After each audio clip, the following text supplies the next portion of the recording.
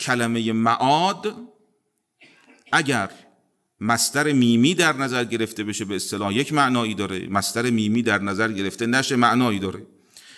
مصدر میمی در نظر گرفته بشه از ماده عود 3 معنا داره. خود این عود یکی از معانی اون به معنای صرف و بازگرداندن هست، یکی به معنای رد و نپذیرفتن هست عود، یکی به معنای دیدار و زیارت مریض هست عود و ایادت و ایاد، اینها در این ماده هست.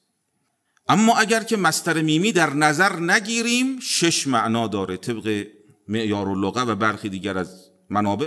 یکی به معنای آخرت، چون معاد خلق و بازگشت خلق به آخرت هست. یکی پس معانی معاد یعنی آخرت، هم زمان بازگشت و هم مکان بازگشت.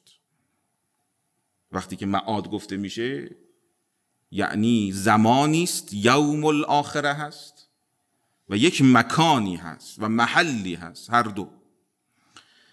معنی سوم معاد مکه، اگر بدون الف و لام به خصوص به کار بره، و برخی از لغویین گفتن حتما معاد به معنی مکه حتما بدون الف و لام به کار بره، لعود الناس الیها. معنای چهارم جنت، خب معاد مؤمنان جنت هست، قراره به اونجا برگردند، این هم یکی از معانی معاد. مرجع و مصیر با صاد، مصیر یکی دیگر از معانی معاد. معتم یعنی جای ماتم زنان، این هم یکی از معانی معاد هست. 5 یا 6 معنا اگر که مصدر میمی نباشه در کتب لغت ذکر شده. معاد هم با به معنی رجعه عاده، هم با الا متعدی میشه، هم با فی متعدی میشه، هم با لام متعدی میشه. در دعای شب پنجشنبه هست که و اصلح لی آخرتی التی فیها معادی، فیها یعنی الیها معادی، اما فی به کار رفته. گاهی اوقات معاد گفته نمیشه در عربی، اعلالش گفته نمیشه، قیاسش معاده، اما معود گفته میشه قبل از اعلالش.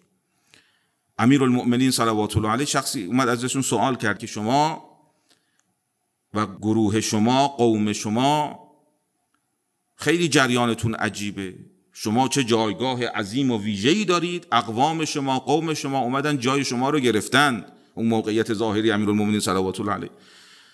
امیرالمؤمنین چی جواب دادن؟ فرمودن بله ما از نظر نسب اعلان هستیم، خیلی بالا هستیم، اما خب بعضیا هستن که حرص دارن بر این جایگاه ها و منصب های ظاهری، میان میگیرن.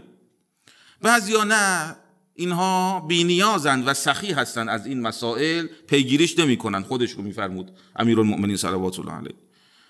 بعد فرمود والحکم الله والمعود الی، به جای معاد که قیاسیش هست معود به کار میبره، والمعود الی.